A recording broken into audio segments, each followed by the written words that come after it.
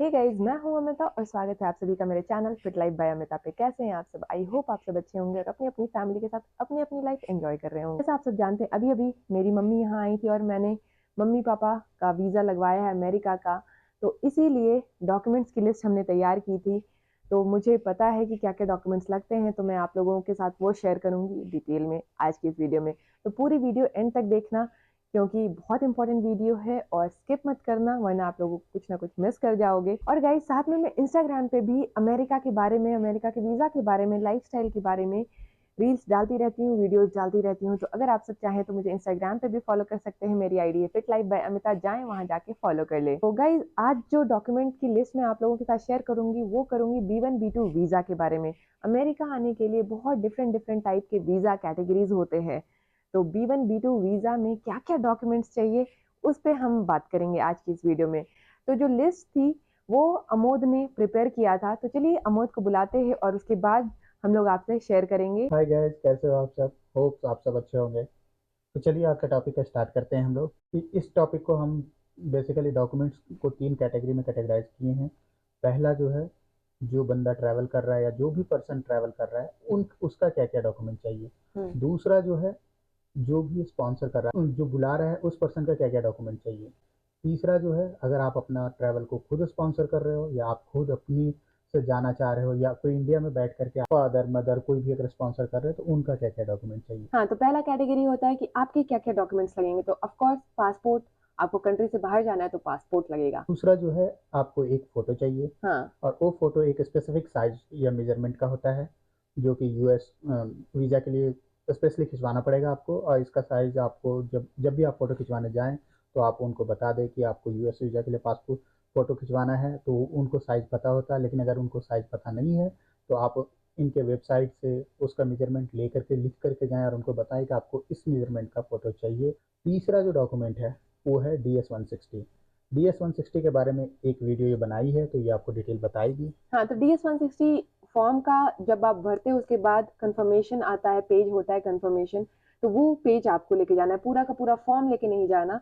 DS-160 form का confirmation page आपको लेके जाना है। और DS-160 फॉर्म में क्या क्या डिटेल्स जाती है उसके लिए मैंने अलग से वीडियो बनाई हुई है, क्योंकि ये एक खुद में ही बहुत बड़ा टॉपिक है। तो वो वीडियो आप लोग देख लेना, ये ऊपर में मैं लिंक कर दूंगी कहीं पे। तो DS-160 में क्या कैसे आप भर सकते हो वो देख लेना। चौथा जो डॉक्यूमेंट होता है, अगर आप इंटरव्यू के लिए जा रहे हो तो आप अपॉइंटमेंट बुक करोगे तो उसका जो अपॉइंटमेंट कंफर्मेशन लेटर आता है आपके पास, या जो अपॉइंटमेंट कंफर्मेशन पेज आता है उसका प्रिंट और वो आपको सबसे ऊपर रखना है। वो डॉक्यूमेंट देख करके ही आपको अंदर जाने देंगे। अगर वो डॉक्यूमेंट आपके पास नहीं हुआ प्रिंटेड तो वो आपको अंदर ही नहीं जाने देंगे। पांचवा डॉक्यूमेंट, प्रूफ ऑफ फी। तो अगर आप यूएस का वीजा अप्लाई कर रहे हो तो आपको एक अमाउंट पे करना होता है, वो होता है $160। तो वो जब आप ऑनलाइन बुक करते हो अपॉइंटमेंट, तो उसके लिए जैसे ही आप पे करोगे तो उसका रिसिप्ट जनरेट हो जाएगा, तो वो भी आपको लेके जाना है। तो गाइज, ये तो बेसिक डॉक्यूमेंट्स आपके लगेंगे। जैसे मैंने अपने मम्मी पापा का वीजा लगवाया तो उसमें मम्मी पापा के यही बेसिक जो डॉक्यूमेंट जो अभी तक मैंने बताया वो लगा था। बाकी जो चीजें हैं वो मेरे डॉक्यूमेंट्स लगे थे, यानी कि हमने जो यहाँ से डॉक्यूमेंट्स भेजा था वो उन्हें दिखाना हुआ था, क्योंकि उनका जो भी यूएस का एक्सपेंसेस था, यूएस का जो ट्रैवल था, वो हम लोग स्पॉन्सर कर रहे थे। तो वो सारे डॉक्यूमेंट्स हमारे गए थे। तो वो डॉक्यूमेंट्स में क्या क्या हमने दिया था वो बता देती हूँ मैं। पहला डॉक्यूमेंट होता है लेटर ऑफ इनविटेशन। तो ये एक बहुत ही जेनरिक फॉर्मेट में इनविटेशन होता है। तो ये बेसिकली आपको लिख के देना होता है वहाँ के ऑफिसर को दिखाने के लिए। तो ये आप कहीं से भी इंटरनेट से ढूंढ लेना, ये मिल जाएगा। दूसरा जो है आपका लेटेस्ट बैंक स्टेटमेंट। हम्म। सो बेसिकली आप अगर किसी को यहाँ 3 महीने 6 महीने के लिए बुला रहे हो तो आपको ये दिखाना पड़ेगा कि हाँ, आपका एक रेगुलर इनकम है या आपके बैंक अकाउंट में बैलेंस पैसे हैं जिससे आप उनको सपोर्ट कर पाओगे। लाइक उनका रहने का, उनका खाने का, अगर वो घूमना चाहते हैं कहीं तो घुमाने के आपके पास पैसे हैं। और अगर आपके पास सेविंग है तो बहुत अच्छी बात है, अगर नहीं है तो उसमें रेगुलर इनकम भी आना चाहिए, दिखना हाँ। चाहिए कि आप एम्प्लॉयड हैं और आपके हर महीने आपके बैंक में पैसे आ रहे हैं। तीसरा जो डॉक्यूमेंट है वो है एम्प्लॉयमेंट वेरिफिकेशन लेटर। आप अगर एम्प्लॉयड हो तो आप अपने एम्प्लॉयर से एक लेटर मांगते हो जो जिसमें वो ये बताते हैं कि हाँ, ये पर्टिकुलर बंदा हमारे कंपनी में इस डेजिग्नेशन पे इतनी सैलरी पे काम कर रहा है।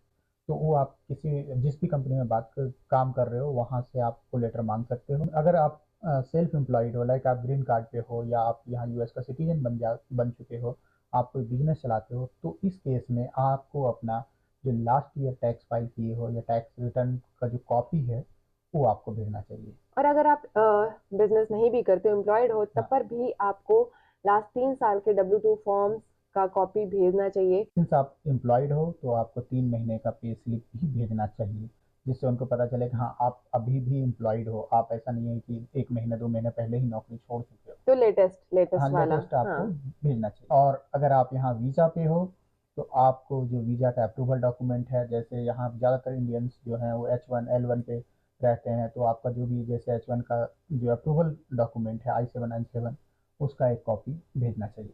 तो यही सारी डॉक्यूमेंट्स मैंने पेरेंट्स के लिए भेजा था और उनका वीज़ा लग गया। तो ये तो बात हुई कि जब आपके कोई रिलेटिव रह रहे हैं और आपके यूएस में रिलेटिव बुला रहे हैं यूएस में, तो उनके ये सारे डॉक्यूमेंट्स लगते हैं। अब बात करते हैं, मान लीजिए आप यूएस घूमने आना चाहते हैं टूरिस्ट वीज़ा पे, तो आपके क्या-क्या डॉक्यूमेंट लगेंगे? तो अगेन ये खुद में एक बहुत बड़ा टॉपिक है गाइस, जिस पे मैंने डिटेल वीडियो बनाई हुई है, तो अगर आप सबने वो वीडियो नहीं देखी है तो पुरानी मेरी वीडियोज़ देख लेना, जिससे आपको काफ़ी सारी इन्फॉर्मेशन मिल जाएगी। सबसे पहली जो चीज़ इसमें आती है वो है कि वो आपका बैंक स्टेटमेंट चेक करते हैं।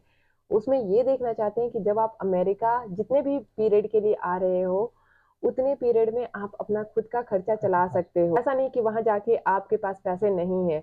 तो अब डिपेंड करता है कि आप कितने दिन का ट्रैवल हाँ, प्लान कर रहे हो, उसके हिसाब से। तो अगेन पैसे-वैसे सारे डिटेल्स मैंने पुरानी वीडियो में दिखाया हुआ है, तो वो जाके देख लेना, आपको सब समझ आएगा डिटेल में। हम्म, इस वाली वीडियो में मैं बस बता रही हूँ क्या-क्या डॉक्यूमेंट्स लगते हैं। तो ये हो गया फाइनेंशियल अफोर्डेबिलिटी, यानी कि आप फाइनेंशियली अपने आप को खुद अफोर्ड कर पाओगे अमेरिका के अंदर, तो आपके बैंक में उतने पैसे रखना है। दूसरा चीज़ वो जो चेक करते हैं वो ये है intent to return to your home country.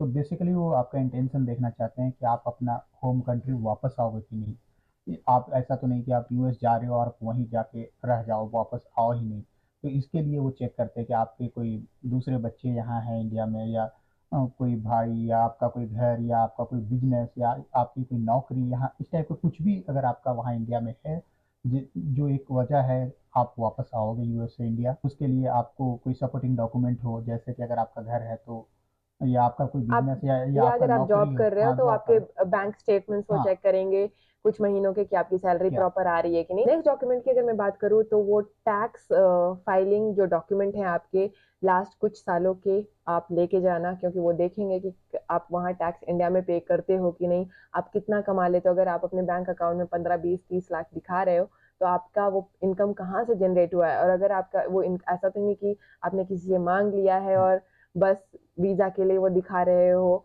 वो देखना चाहते हैं कि आपका वो बिज़नेस से आ रहा है, आपकी नौकरी से आ रहा है, तो वो बेसिकली वो पैसे देखने चाहते हैं। तो आपका वो टैक्स डॉक्यूमेंट पिछले 2 3 साल का देखेंगे, वो लेके जाना। बाकी आईडी प्रूफ हो गया, पैन कार्ड हो गया, वो लेके जाना। पासपोर्ट तो ऑफ कोर्स आप रखोगे ही, जैसे हाँ। मैंने बताया। चौथा जो चीज़ होता है वो चेक करते हैं, वो ये है कि आपका कोई ट्रैवल प्लान है क्या, क्या आपने टिकट बुक तो नहीं करा रखा है या करा रखा है, और अगर बुक करा रखा है तो रिटर्न टिकट भी लिए हैं साथ में या नहीं। सो गाइज यही सारे जनरल इंपॉर्टेंट डॉक्यूमेंट्स है। अगेन हम लोग कोई अटॉर्नी नहीं है, हाँ, हमने जो भी शेयर किया ये हमारे रिसर्च के थ्रू शेयर किया है।